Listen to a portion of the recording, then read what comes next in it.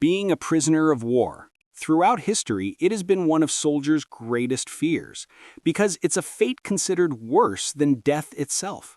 It was also one of the most prominent themes in Nazi propaganda. Hitler's soldiers believed they would face merciless treatment if they fell into enemy hands, especially if they were captured by the British. But on those summer days of 1944, when they set foot in England's ports, the scene they witnessed would leave them stunned, because instead of guns, they were met with applause. Note, you didn't hear that wrong. German prisoners of war were applauded when they stepped onto British soil. In today's video, we'll tell you one of World War II's most surprising and little-known stories. You'll see a magnificent example of Britain teaching a lesson in civilization, never compromising its values even in humanity's darkest hour. This isn't just a war story. This is the story of how solid British character truly was, how the values of freedom and democracy were upheld even in the most difficult times. If you're ready to discover this incredible page of history, don't forget to like the video and subscribe to the channel, because in upcoming videos, there are more amazing stories that will surprise you. June 1944, D-Day, the Normandy landings. History's greatest military operation had begun. Allied forces were risking their lives to bring freedom back to Europe. Fierce battles were raging on beaches, in fields, and in villages. And inevitably, as in every war, thousands were being taken prisoner. For German soldiers, being captured meant certain death. At least that's what Nazi propaganda told them. Goebbels' propaganda machine had spread countless lies about how the Allies tortured and killed their prisoners. Horrific reports from the Soviet front reinforced this belief. Wehrmacht's soldiers considered capture by the British worse than death. But reality was completely different. The first shock came the moment they were captured. British and American soldiers didn't order them to give the Hitler salute. They didn't beat them. They didn't humiliate them. On the contrary, they followed every procedure required by the Geneva Convention to the letter. Medical aid was provided to the wounded. Food and water were given. Basic human needs were met. This was the complete opposite of everything the Nazi regime had taught. After the collection camps in France, prisoners were sent to England. Thousands of German soldiers being loaded onto ships didn't know what they would face.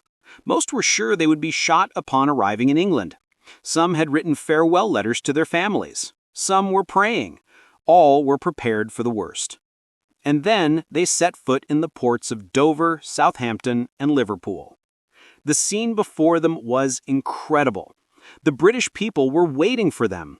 But they had no weapons, no Molotov cocktails, no stones or sticks. There were only curious looks. And then someone started clapping. Then another person. Then another.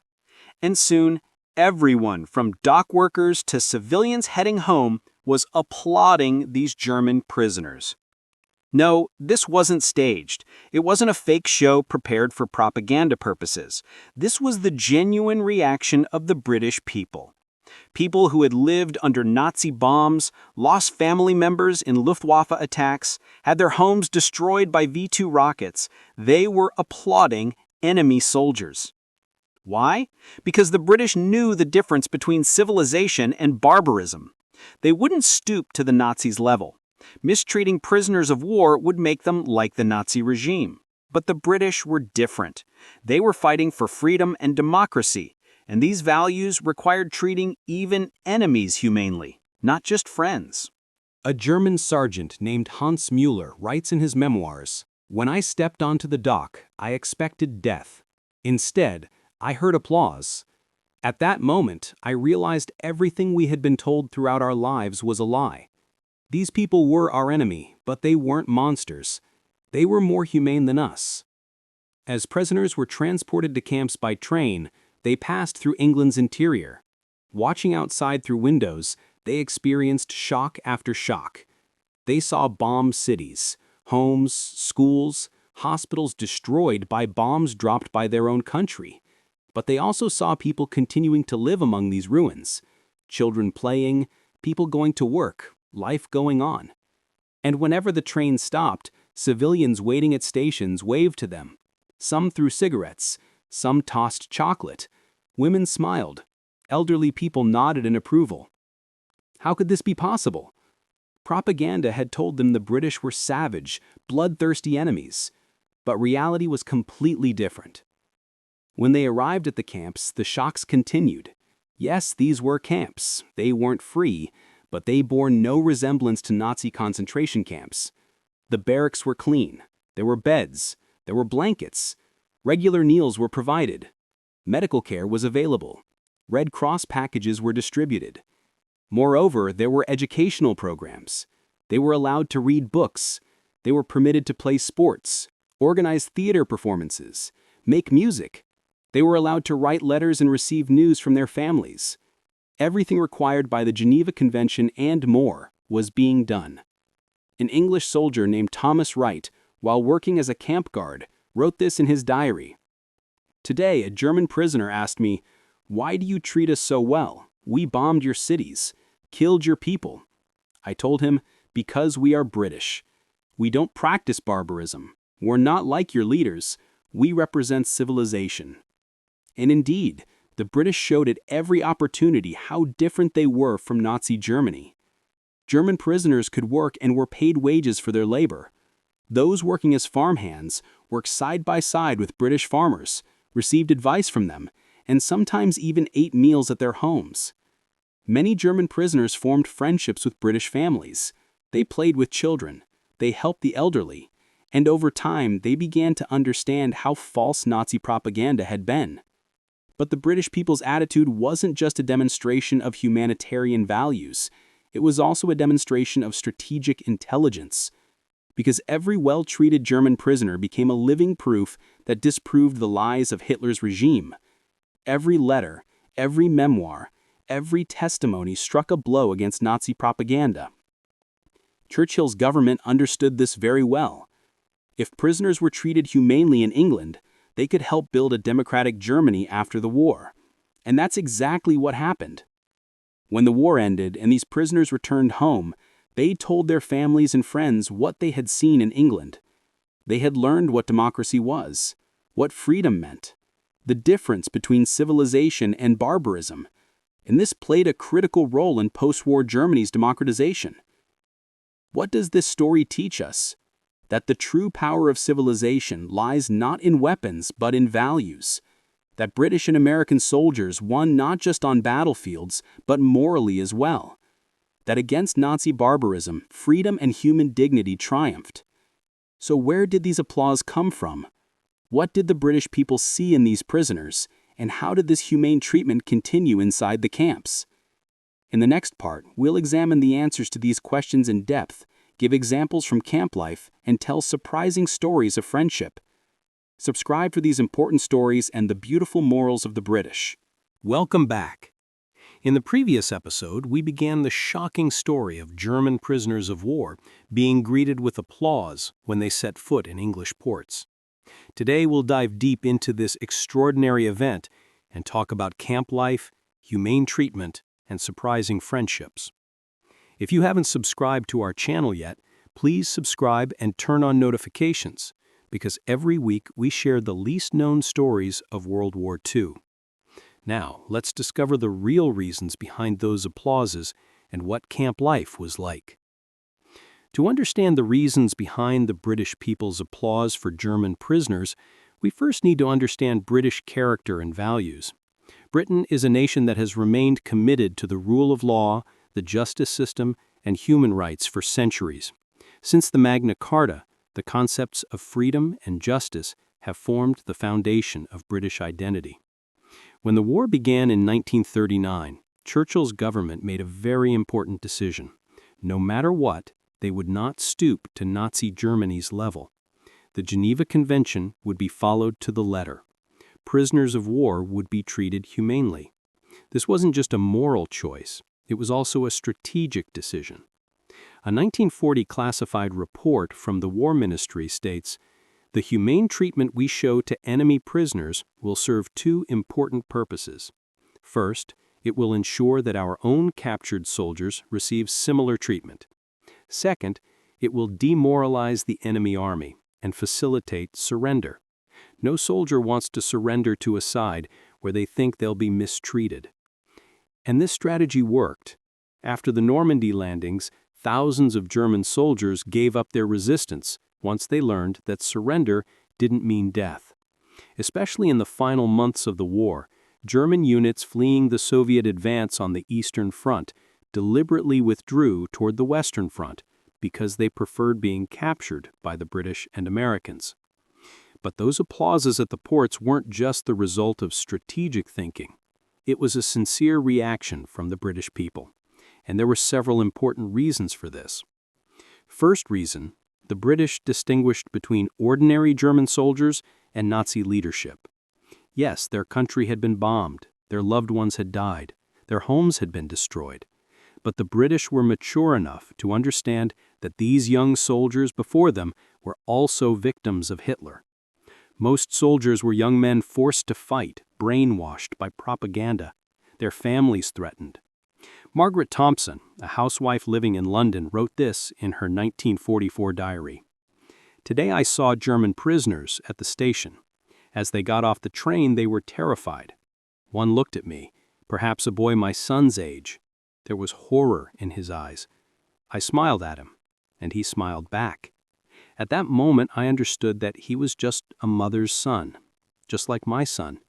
I don't know what Hitler did to him, but that boy is not a monster." Second reason, the British people knew very well the difference between civilization and barbarism. They were aware of Nazi Germany's concentration camps, massacres, and atrocities, and they wanted to show they were different. Mistreating prisoners would mean being like the Nazis, but the British were fighting for freedom and human rights, and this required treating even enemies humanely. Third reason, British sportsmanship and sense of fair play. The British are famous for respecting their opponents. War was also a kind of competition, a deadly competition, but still a competition with certain rules. The war was over for these soldiers. They were no longer enemies, but prisoners, and showing respect to prisoners was part of British character. When they arrived at the camps, German prisoners experienced real shock. Yes, these were prisoner of war camps. They weren't free, but they were completely different from Nazi concentration camps. Over 600 prisoner of war camps had been established throughout England. The largest were located in Yorkshire, Lancashire, Staffordshire, and Scotland. Each camp was designed to meet all the requirements of the Geneva Convention. Prisoners entering the camps first went through registration procedures. Their names, ranks, and military identities were recorded and reported to the Red Cross, so their families could learn they were alive. Then they underwent medical examination. Those who were wounded were immediately treated. Those who were sick were sent to the hospital. Then barracks were assigned. Each barrack housed 20 to 30 people. Each prisoner was given a bed, a locker, blankets, and clean sheets. The barracks were regularly cleaned and disinfected. Meals were served 3 times a day, and surprisingly, the portion sizes were quite good. Yes, there was a rationing system in Britain, and people were going hungry, but even prisoners were given sufficient food. Breakfast included bread, jam, sometimes eggs or ham. Lunch had vegetable soup, potatoes, meat, or fish. Dinner similarly had a balanced meal. A German prisoner named Friedrich Weber writes in his memoirs, "When we ate our first meal, we couldn't believe it.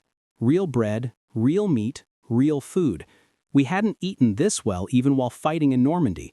Nazi officers had told us the British starved prisoners to death, but the reality was the complete opposite. We even learned that some British civilians ate less than us." Camp life wasn't just about food and shelter. Prisoners were offered various activities to keep them occupied. Educational programs were organized: English courses, math classes, arts and crafts, music education. There were camp libraries, thousands of books, magazines, and newspapers. Yes, newspapers. Prisoners could follow the course of the war, not Nazi propaganda, but real news. At first, they couldn't believe it, but over time they understood how many lies Hitler had told. Sports facilities were established: football fields, volleyball courts, table tennis tables. Prisoners formed teams and organized tournaments. British guards sometimes played matches with them. Theater performances could be held. Prisoners prepared costumes, made sets, staged plays. Music groups were formed. Some camps even had small orchestras. Most importantly, they were allowed to write letters. Each prisoner could correspond with their family several times a month. The Red Cross facilitated the delivery of these letters, and when prisoners learned their families could also receive letters, their morale improved. But perhaps the most surprising thing was the work programs. According to the Geneva Convention, prisoners could be put to work, but not by force, voluntarily and for wages, and thousands of German prisoners accepted to work. Most worked as farmhands. There was a shortage of agricultural workers in Britain due to the war because young men were fighting at the front. German prisoners began working on British farms. They were planting and harvesting, caring for animals, doing harvest work. And here something incredible happened. Friendships were formed between British farmers and German prisoners. Robert Harrison, a farm owner in Yorkshire, tells in his memoirs, "In the summer of 1944, 3 German prisoners were sent to my farm. At first, I was apprehensive. These were the enemy. But when they started working, I saw what good people they were: Kurt, Hans, and Wilhelm. Kurt was a farmer's son, just like me. We talked for days. I learned about his family, his farm, his dreams, and he learned about mine. Over time, we became friends, not enemies. When the war ended and we said goodbye, we both cried." There were thousands of similar stories. German prisoners were invited to British families' homes. They were served tea and cake. They played with children. They helped the elderly with garden work. An English woman named Elizabeth Clark tells, "My husband died in the war. My son was also fighting in France. I was alone at home. I couldn't cope with the garden work. My neighbor said a German prisoner from the nearby camp could help. At first, I didn't want it, but then I accepted. His name was George. He came every weekend to tend to my garden. He was a quiet man, but very kind. One day, I asked him what he did in the war. He told me he fought at Stalingrad, that his best friend died there, and he cried. At that moment, I understood that he was a victim just like my husband. Hitler destroyed them all. I showed George my husband's photo. He showed me his best friend's photo. We both cried. And from that day on, George became not an enemy, but a friend to me." These stories weren't exceptional. Thousands of British civilians formed similar friendships with German prisoners, and these friendships continued even after the war. Re-education programs were also conducted in the camps. The British government wanted to introduce these soldiers, who had been brainwashed by Nazi propaganda, to democratic values. Seminars were organized. Concepts like democracy, freedom, human rights, and rule of law were explained. At first, many prisoners approached with skepticism, but over time, the things they saw and experienced began to change their thinking.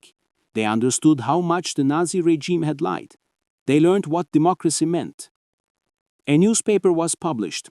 This newspaper, called Der Ruf, the Call, was written and printed by prisoners. It contained news, articles, poems, and stories. And most importantly, there was real information against Nazi propaganda. Some prisoners began making plans for the future. They said they wanted to rebuild Germany when the war ended. A democratic Germany, a non-Nazi Germany, a Germany with freedom and peace. And indeed, after the war, many of these prisoners played important roles in Germany's democratization. They became politicians, teachers, journalists, and what they all had in common was bringing the values they learned during their prisoner days in England to Germany. Of course, not everything was perfect. Some camps had worse conditions. Some guards were harsher. There were also fanatical SS members who didn't lose their Nazi beliefs, and they bullied other prisoners. But overall, the British camp system was exemplary in terms of humane treatment of prisoners of war. American camps operated similarly. German prisoners in America also received good treatment. Some were so satisfied they chose to stay in America. After the war, thousands of German prisoners immigrated to America and built new lives. This was the greatest proof of how different the Allies, especially Britain and America, were from Nazi Germany. The Nazis killed millions of innocents in concentration camps. They built gas chambers. They subjected people to barbaric experiments. They committed crimes against humanity. But the British and Americans treated even enemy soldiers humanely. They showed them respect. They didn't compromise their values. And this demonstrated the power of freedom and democracy. So what impact did this experience have after the war? What happened when these prisoners returned to Germany, and what does it teach us today? In the third and final episode, we'll discover the dramatic stories of the post-war period, the life stories of some of these prisoners, and what this event means for today. Stay tuned and subscribe. Thank you. Welcome back to the final episode of the series. So far, we've seen how German prisoners of war were greeted with applause in England, and how surprisingly humane camp life was. Today, we'll discover what impact this experience had after the war, the prisoners' return to Germany, and the deep meanings this story holds for today. Don't forget to like this video and leave a comment. Your opinions are very valuable to us. Now, let's dive into the final chapter of this extraordinary story. May 8th, 1945, VE Day, Victory in Europe Day. Nazi Germany had finally been defeated. Hitler had committed suicide. The Third Reich had collapsed. 6 years of bloody war had ended. In England and America, great celebrations were taking place in the streets. People were shedding tears of joy. Military bands were playing victory marches. Churchill was addressing the people from the balcony of Buckingham Palace. Thousands had gathered at Piccadilly Circus. Celebrations at Trafalgar Square would continue until morning. In America, soldiers were kissing their sweethearts at Times Square. This was the triumph of freedom, the triumph of democracy, the triumph of civilization over barbarism. But for hundreds of thousands of German prisoners in England, the situation was uncertain. What would happen to them? Could they go home? Or would they remain prisoners for years to come? Would they be tried as war criminals? Some were hopeful, some were anxious, and some had extremely conflicted feelings. Because surprisingly, many German prisoners didn't want to leave England. Yes, you didn't hear that wrong. Nazi propaganda had told them that England was hell, but the reality was the complete opposite. They had been treated humanely in England. They had formed friendships. Some had fallen in love with English girls. Some were happy working on British farms. Some had learned new skills. And some were afraid to return to Germany because their homeland had become rubble. Post-war Germany was in complete ruins. 70% of Berlin was destroyed. Dresden had turned to ashes. Hamburg had become ruins. Cologne, Munich, Nuremberg, all major cities had been bombed. Approximately 7 million homes were destroyed. 20 million people were homeless. The economy had completely collapsed. The Reichsmark had become worthless. People were trying to survive through a barter system. Hunger and misery were everywhere. The situation was even more dire in the eastern regions under Soviet occupation. Millions of Germans were being expelled from Poland and Czechoslovakia. Infrastructure had vanished. Bridges were destroyed. Railways were ruined. Factories had become ruins. The future looked completely dark. In contrast, life in the camps in England was relatively stable. There was food, there was shelter, there was security, there was work, there was income, there was a future. That's why many prisoners chose to stay in England, and the British government allowed this because it needed labor for post-war reconstruction. Between 1945 and 1948, approximately 400,000 German prisoners of war remained in England and continued to work. They worked in farms, factories, and construction sites. Some built roads, some constructed buildings, some repaired bridges. Some became concrete workers, some became blacksmiths, some became carpenters, some became electricians, and most began to integrate more and more into British society. During this period, prisoners could move freely not only inside the camps, but outside as well. They worked Monday through Friday and enjoyed their free time on weekends. They went to village festivals. They attended church services. They drank beer with the British at pubs. They went to the cinema. They attended dance parties. And of course, they met British women. The number of love stories was rapidly increasing. Thousands of German prisoners of war formed romantic relationships with British women, and this created great controversy in society. Some British people were angry. How can our girls date enemy soldiers, they said. But young women didn't listen. For them, these men were no longer enemies. They were just young men, charming men, romantic men. A young British nurse named Mary Henderson writes in her diary, "Today I went to the cinema with Hans. We watched Brief Encounter. Hans cried. The love story in the film moved him deeply. On the way home, he told me, 'I love you too, Mary. And I love him. My mother is angry. My father won't speak to me. But I don't care. Hans is a good person, not a Nazi. He was just a soldier, just like our men.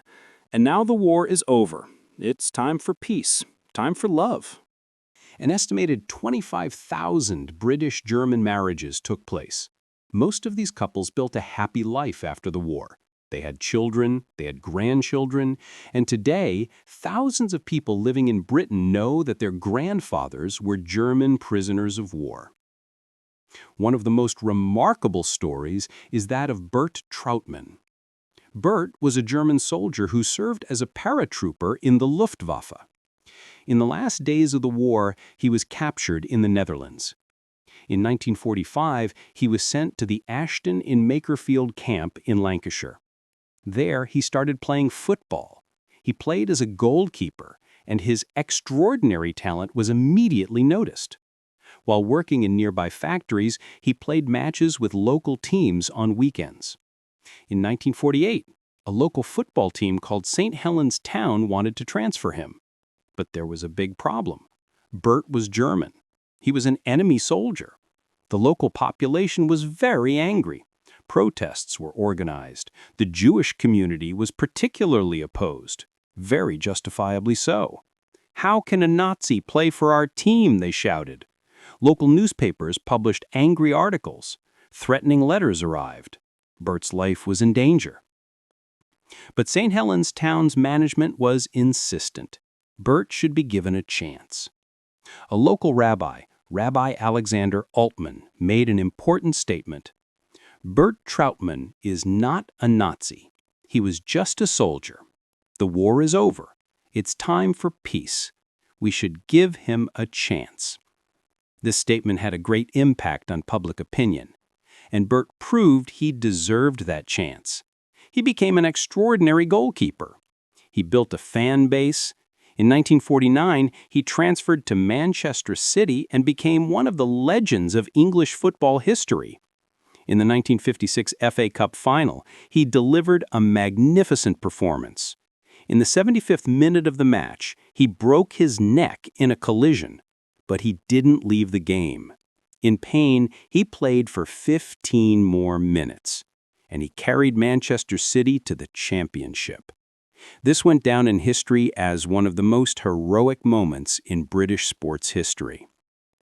Bert Trautmann became a British folk hero, not an enemy soldier, but a hero. In 2004, he was awarded a knighthood by the Queen. When he died in 2013, all of England mourned. Thousands attended his funeral, both German and British, both Jewish and Christian. Bert's story became a perfect example of reconciliation, forgiveness, and humanity. But of course, most prisoners chose to go home. By 1948, nearly all German prisoners were repatriated, sent back to Germany. And for them, the real shock began when they returned home. Germany had completely changed. The country was divided into 4 occupation zones: American, British, French, and Soviet. The Iron Curtain was descending, the Cold War was beginning. Cities were piles of rubble. Berlin, Dresden, Hamburg, Cologne, all had been bombed. Millions of people had been displaced. Refugees were everywhere. Hunger and disease were widespread. Black market economy was dominant. But even more shocking was the revelation of Nazi crimes. The Nuremberg trials were ongoing. Nazi leaders were being tried. Concentration camps had been liberated. The horrific details of the Holocaust were in newspapers every day. It was learned that 6 million Jews had been systematically murdered. Millions of civilians, Roma, disabled people, homosexuals, and dissidents had been massacred. Auschwitz, Treblinka, Sobibor, Dachau, Bergen-Belsen, these names went down in history as the darkest pages of humanity. Prisoners returning from England had to face these truths. Most didn't want to believe it. This must be propaganda, they said. This must be exaggeration, they said. We didn't know these things, they said. But the evidence was before them. Photographs, films, witnesses, liberated camp prisoners. It was undeniable. The truth was very painful but undeniable.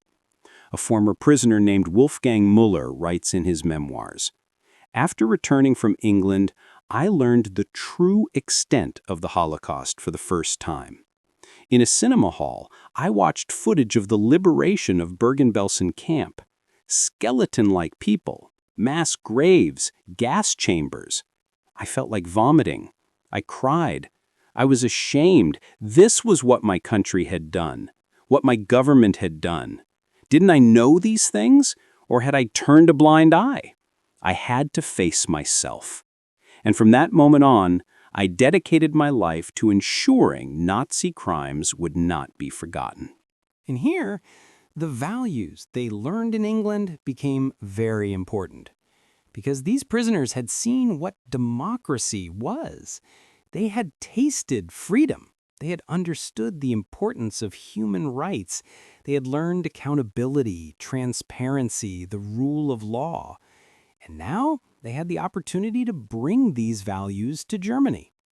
In 1949, the Federal Republic of Germany was founded. West Germany became a democratic state.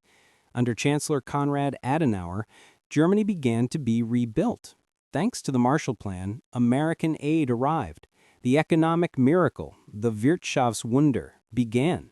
And many former prisoners returning from England played critical roles in building this new Germany.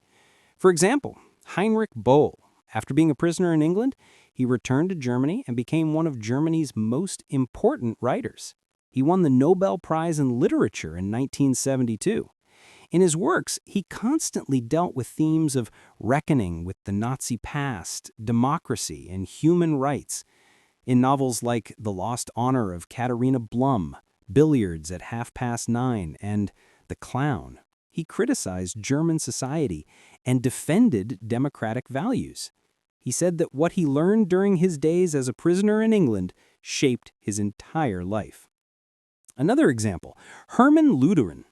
Ludemann, who wrote for the camp newspaper Der Ruf in England, became a journalist and politician after returning to Germany.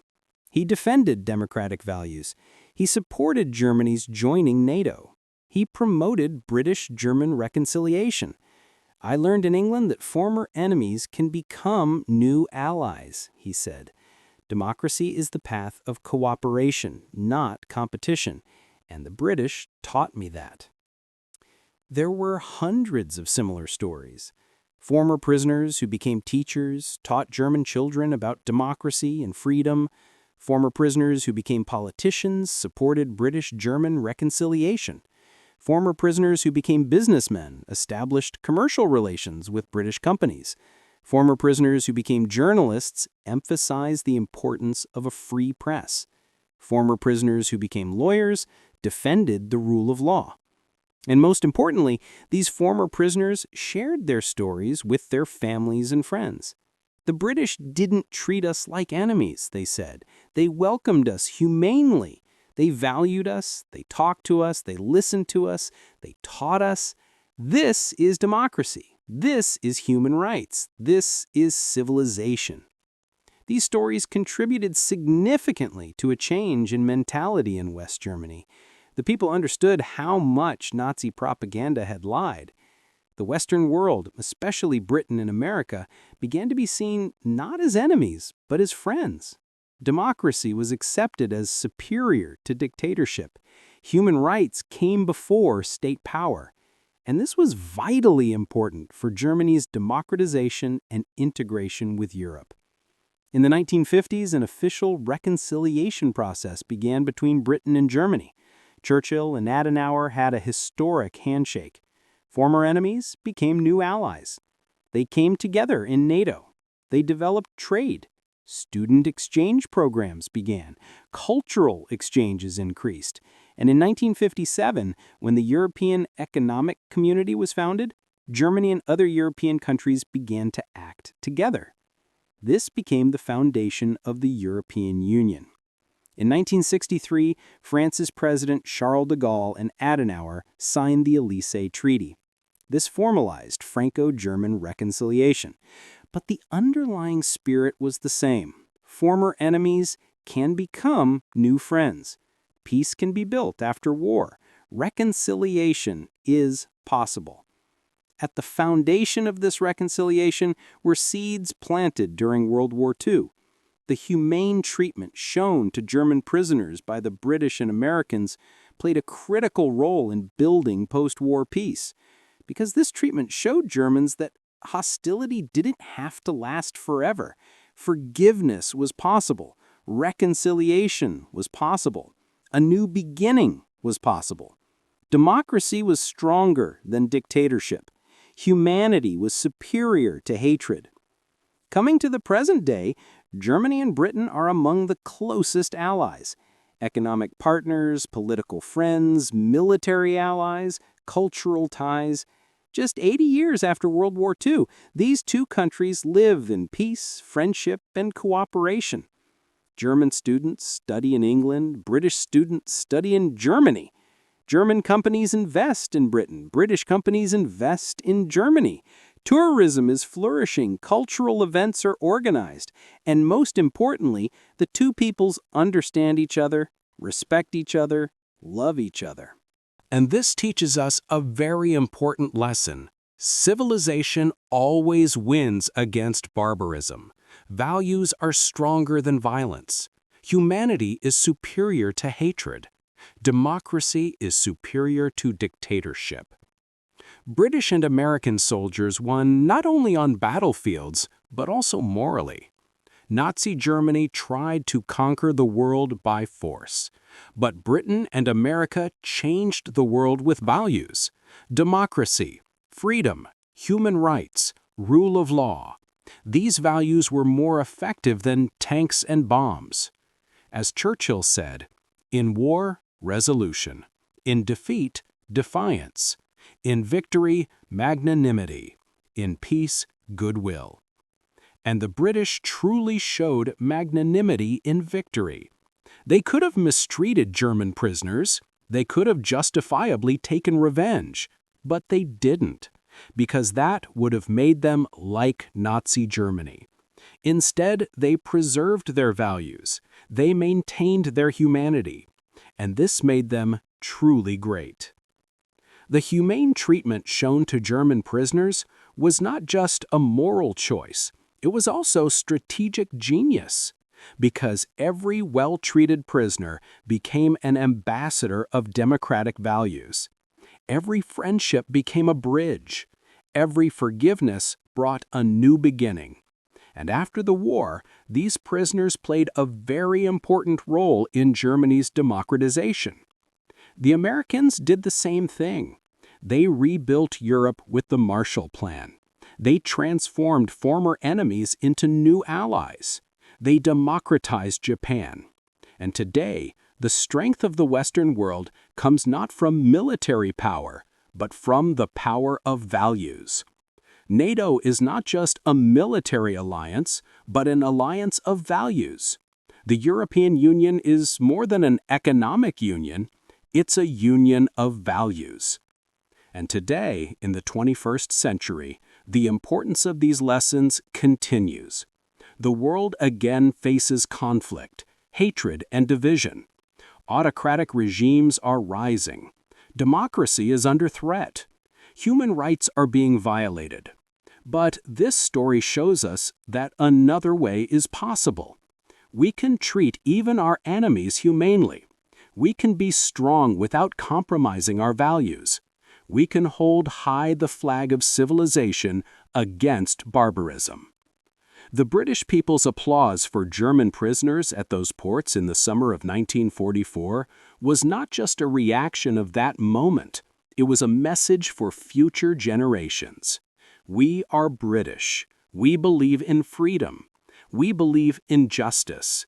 We believe in humanity. And we fight for these values. But we preserve these values even during war, because values define us. How we treat our enemies define us. The Americans also showed these values. While liberating Europe, they rebuilt it. They transformed former enemies into new friends. And today, America's global power comes not from its military power, but from its soft power, its values. Hollywood films spread American values to the world. American universities teach freedom and democracy. American companies promote innovation and entrepreneurship. This story also reminds us propaganda always lies. The Nazi regime told German soldiers that the British were monsters. But the reality was completely different. Today, too, autocratic regimes tell their people lies about the Western world. But the truth is different, and the truth eventually comes out. Democracies are not perfect. Mistakes are made. Britain and America also made mistakes throughout history. Colonialism, racism, injustice, these were real. But the greatest strength of democracies is their ability to learn from mistakes, to change, to evolve. And most importantly, democracies respect human dignity. They accept criticism. They allow opposition. They protect press freedom. They believe in the rule of law. The German prisoners who set foot in those ports in the summer of 1944 saw that Nazi propaganda was a lie. The British weren't monsters. On the contrary, they were an honorable nation that preserved their humanity even in the most difficult times, maintained their values, showed respect even to their enemies. And the Americans were the same. And most of these prisoners never forgot this experience for the rest of their lives. They told their children and grandchildren. The days I was a prisoner in England were the most transformative moments of my life, they said. I learned there that civilization is measured not by words, but by actions. And the British showed true civilization. The Americans, too. They were our enemy, but they were more humane than us. Of course, this story doesn't say that all British or all Americans were perfect. In every society, there are those who prefer hatred and violence. In Britain, too, in America, too, there were those who mistreated German prisoners. But overall, British society and government, American society and government, did the right thing. They preserved their values. They maintained their humanity. And this was written in golden letters in history. Today, Britain and America are still defenders of freedom and democracy. They're not perfect, but they're constantly trying to improve. They're learning from mistakes. They're trying to make their societies more just, more equal, more free. And millions of people around the world admire these values. They yearn for democracy. They long for freedom. The most important lesson to draw from this story is this: how you treat your enemies defines you. The British and Americans fought against Nazi Germany, but didn't become like the Nazis. They preserved their values, they maintained their humanity, and this made them the real winners. Wars are won by weapons, but peace is won by values. And lasting victory lies not in military power, but in moral superiority. Tanks and planes can destroy cities, but values win hearts. And when hearts are won, lasting peace comes. That's why the applause heard at those ports in the summer of 1944 is one of the most important moments in history. That applause wasn't just a gesture, it was the first step in building the future. It was the beginning of the path from hostility to friendship, from war to peace, from hatred to reconciliation. And today, 80 years later, we see the results of that path. Peace, friendship, cooperation. And today, 80 years later, some of those prisoners are still alive, in their 90s, in their hundreds, but they still remember those days. They still hear that applause. They still recall that humane treatment. They still miss those friendships. England saved my life, says 98-year-old former prisoner Carl Schmidt. Not just physically, but spiritually. Nazi propaganda had tried to turn me into a monster, but the British reminded me that I was human again. I am forever grateful to them. Every year I visit England, I see my old friends, and every time I cry, from happiness, from gratitude, from love. This story is not just about the past, it's about our future, because it shows us that a different world is possible. Respect instead of hatred, dialogue instead of violence, peace instead of war are possible. The past cannot be changed, but the future can be built. Enemies can become friends. Traumas can heal. Wounds can be healed. And for this, you don't need to be strong, you need to be civilized. You don't need weapons, you need values. You don't need to take revenge, you need to preserve your humanity. You don't need to hate, you need to understand. This is the true power of the British and American soldiers' legacy. They didn't just win wars, they built peace. They didn't just defeat enemies, they formed friendships. They didn't just show power, they showed values. They didn't just show courage, they showed humanity. And this legacy still lives today. Everywhere people struggle for freedom and democracy, British and American values continue to be a source of inspiration. From Hong Kong to Ukraine, from Burma to Belarus, people seeking freedom look to Western democracies and find hope. So what lesson do you draw from this story? How can we apply the lessons of the past to today? Share your thoughts in the comments. And if this video taught you something, please like, subscribe, and turn on notifications. In the next video, an even more amazing story awaits you. The incredible mission of a British pilot who went alone to the heart of Nazi Germany. A magnificent example of courage, intelligence, and determination. Don't miss this story because it's truly incredible. Thank you for watching. History teaches us not only about the past, but also about the future. And this story contains very important lessons for our future. Enjoy, and see you in the next video. Take care of yourself. Goodbye.